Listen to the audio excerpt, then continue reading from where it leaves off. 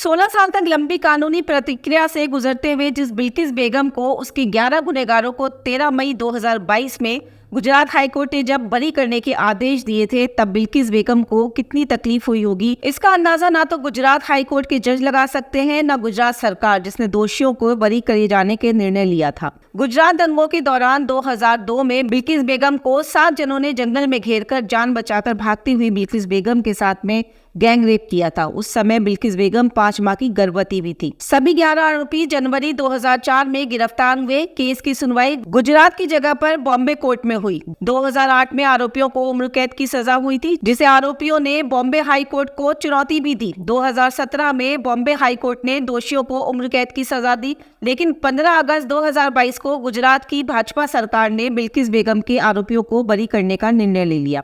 इसी बिल्किस बेगम ने हिम्मत नहीं हारी और साल दर साल न्याय पाने और आरोपियों को सजा दिलाने में संघर्ष करती रही। जब गुजरात में उसे इंसाफ नहीं मिलने की उम्मीद हुई तो उसने केस को महाराष्ट्र कोर्ट में सुनवाई के लिए ट्रांसफर करवा लिया। गुजरात की भाजपा सरकार ने 13 मई 2022 को बिल्किस बेगम के गुनहगारों को रिहा करने का निर्णय लेकर महाराष्ट्र हाईकोर्ट से आरोपियों को रिहा करने की अपील की। नाइंसाफी मिलने के बावजूद बिल्किस बेगम ने फिर हिम्मत की और गुजरात सरकार के निर्णय के खिलाफ सुप्रीम कोर्ट में अपील की, जिसकी सुनवाई करते हुए सोमवार को ऐतिहासिक फैसला आया है। सुप्रीम कोर्ट ने गुजरात सरकार को गैंगरेप के आरोपियों को रिहा करने पर जबरदस्त फटकार लगाई है। जस्टिस वी नागरत्न और जस्टिस उज्जवल भुइया की बेंच ने सोमवार को फैसला सुनाते हुए कहा कि सजा अपराध रोकने के लिए दी जाती है, पीड़ित की तकलीफ की भी चिंता करनी होगी। बेंच ने कहा कि गुजरात सरकार को रिहाई का फैसला लेने का कोई अधिकार नहीं है। ये दोषियों को कैसे माफ कर सकती है। सुनवाई महाराष्ट्र में हुई तो रिहाई का फैसला भी महाराष्ट्र सरकार ही करेगी।